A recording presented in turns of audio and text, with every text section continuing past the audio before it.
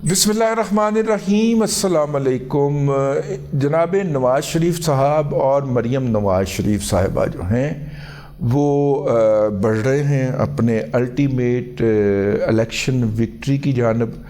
میں جب یہ لوگ کہتا ہوں تو بہت ساری جگہوں کے اوپر بہت ساری آگ لگتی، اگرچہ چند ایک پٹواری جو نیم بے ہوش بیٹھے ہوتے ہیں وہ آنکھیں کھول کے تو مسکرا کے ایسے ایسے جھومنا شروع کر دیتے ہیں، لیکن ان کی تعداد بہت قلیل ہے، ٹھیک ہے۔ لیکن جب میں یہ کہتا ہوں کہ جناب میاں نواز شریف اپنی الٹیمیٹ وکٹری کی طرف بڑھ رہے ہیں، چوتھی دفعہ وہ پاکستان کی تاریخ کے اندر الیکشن لڑ رہے ہیں، یار اس کے اوپر آپ 40 سال کا الزام لگاتے ہیں کہ 40 سال سے حکمران ہے۔ 40 سال میں وہ بندہ چوتھا الیکشن لڑ رہا ہے یار، ٹھیک ہے نا؟ تو یہ بھی دیکھنا چاہیے۔ ادروائز تو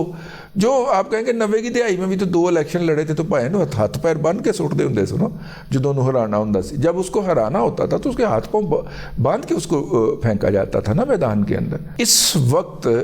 جو لمحہ موجود میں اگر ہم بات کریں تو میاں نواز شریف صاحب جو ہیں ان کا جو انالیسس کریں، کل بھی میں نے آپ کو عرض کیا تھا،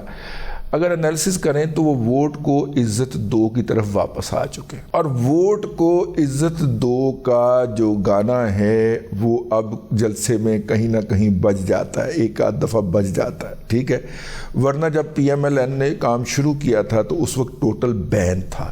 میں نے اس امر کی نشاندہی کی تھی کہ جناب نواز شریف صاحب کی تمام تقاریر جو ہیں ان کو اٹھا کے دیکھ لیجئے، یہ جو ہر دوسرے فقرے کے بعد وہ کہتے ہیں کہ اگر مجھے نہ نکالا جاتا تو اس وقت موٹر وے بن چکی ہوتی، اس وقت فلاں کام ہو چکا ہوتا، اس وقت جناب مانسہرہ میں ایئرپورٹ بن چکی ہوتی، اس وقت جناب مانسہرہ سے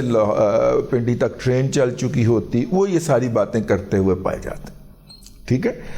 اچھا، اب وہ جب یہ بات کہتے ہیں تو اس کا مطلب یہ ہے کہ وہ اپنے اسی بیانیے کے اوپر قائم ہیں، اور ان کا خیال ہے کہ بھائی کی جو اعلیٰ کارکردگی رہی ہے 16 ماہ کے اندر، اس اعلیٰ کارکردگی کے بعد اب ان کے پاس کوئی آپشن نہیں ہے کہ وہ واقعہ دوبارہ ووٹ کو عزت دو سے رجوع فرمائیں، ٹھیک ہے۔ تو اس لیے پہلا مرحلہ تو ان کا یہ ہے کہ وہ جو ہے وہ اپنا یہ کرے۔ اچھا، دوسرا مرحلہ جو ہے جس کا ان کو سامنا کرنا پڑے گا وہ ہوگا کہ جب وہ الیکشن جیتیں گے تو کہا جا رہا ہے کہ دوسرا چیلنج ان کا ہوگا آئی پی پی، یعنی استحکام پاکستان پارٹی۔ اس کے تحت جو جیت کے آنے والے لوگ ہوں گے ان کا ایک الگ سے گروپ بنے گا، ظاہر ہے الگ پارٹی ہے، اپنے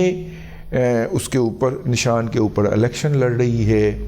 اپنے نشان کے اوپر الیکشن لڑنے کا نتیجہ یہ ہے اس کا ایک الگ پارلیمانی، جتنے بھی جیتتے ہیں الگ پارلیمانی اس کا ہوگا۔ اچھا، یہ اس سے نپٹنا پڑے گا۔ ان دی مین وائل، میں اس پہ نہیں کرنا چاہ رہا تھا لیکن بہرحال آج مجبوراً، ان دی مین وائل بلاول صاحب جو ہیں وہ فائری سٹیٹمنٹس جو ہیں وہ دے رہے ہیں،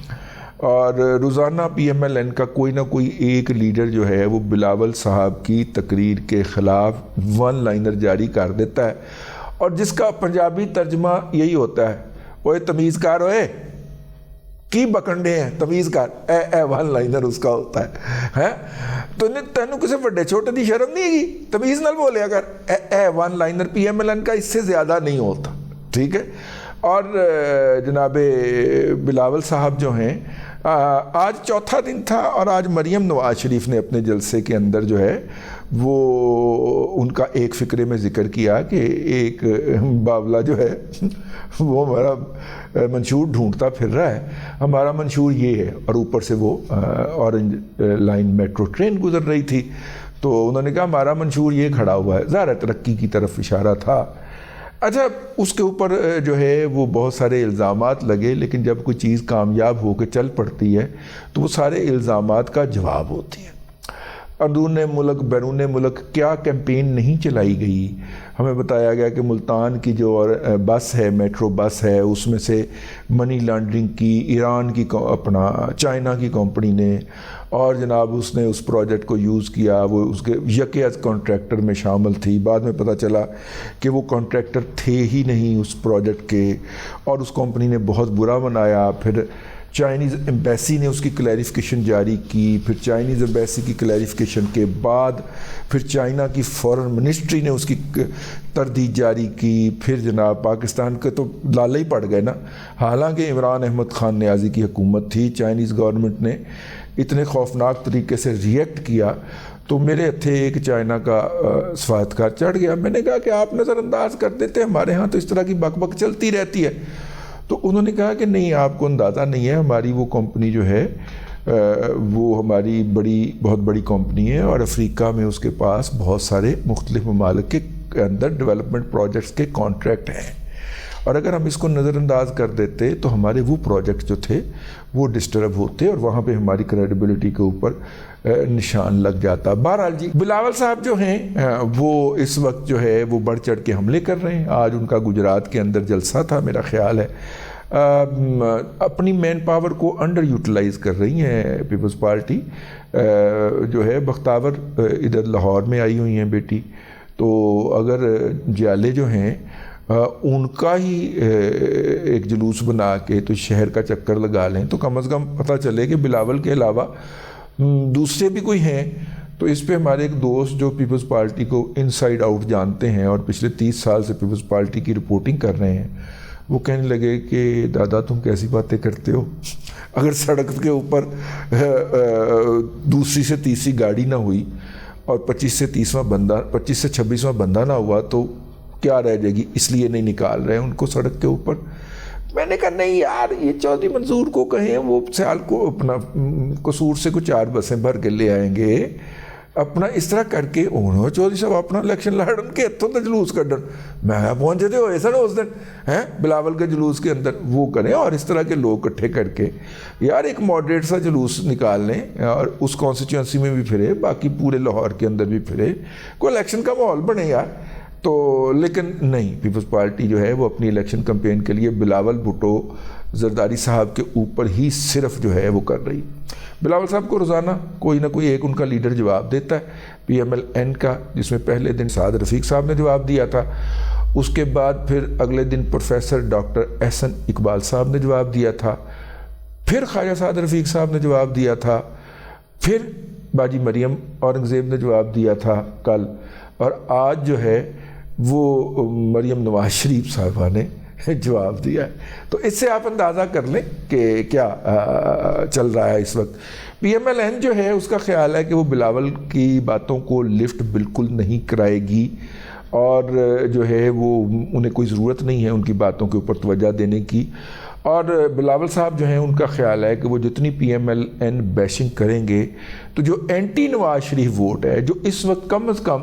3-4 جگہوں کے اوپر تقسیم ہوا ہے، میں آپ کو عرض کر دوں، پیپلز پارٹی اینٹی نواز ووٹ کی متمنی، پی ٹی آئی یا اس کے نام کے اوپر لڑنے والے آزاد لوگ اینٹی نواز شریف ووٹ کے متمنی ہیں، جماعت اسلامی اس وقت جو موجودہ اس کی اسٹریٹجی پالیسی ہے وہ بھی اینٹی نواز ووٹ کی متمنی ہے، اپنا ٹی ایل پی سعد صاحب جو ہیں، حافظ سعد صاحب جو ہیں، اور ان کی تنقید کے نشتروں کا رخ اگر آپ دیکھ لیں یا ان کی زبان کی دھار دیکھ لیں، کاٹ دار دھار دیکھ لیں، تو وہ بھی اینٹی نواز ووٹ کے متمنی ہیں. اس کے بعد طاہر القادری صاحب بھی اینٹی نواز بیانیے کے ساتھ ہی اوپر آئے تھے، اور کیڑا رہ گئے. ہاں، ملی مسلم لیگ اپنے حافظ سعید علی جماعت الدعویٰ، آج کل پہلے ملی ہوئی تھی وہ بھی بین ہو گئی، آج کل مرکزی مسلم لیگ ہوتی ہے. تو مرکزی مسلم لیگ حافظ صاحب والی وہ بھی اینٹی نواز بیانیے کے اوپر کھڑی ہے. اچھا، میں یہ نہیں کہتا کہ پچھلے دور کے اندر اس طرح کی کھڑی کی گئی تمام قوتیں پچھلے 10 سال کے اندر، وہ ان کی بنیاد ہی اینٹی نواز بیانیہ تھا، ان کی بنیاد ہی اس کے اوپر رکھی گئی تھی.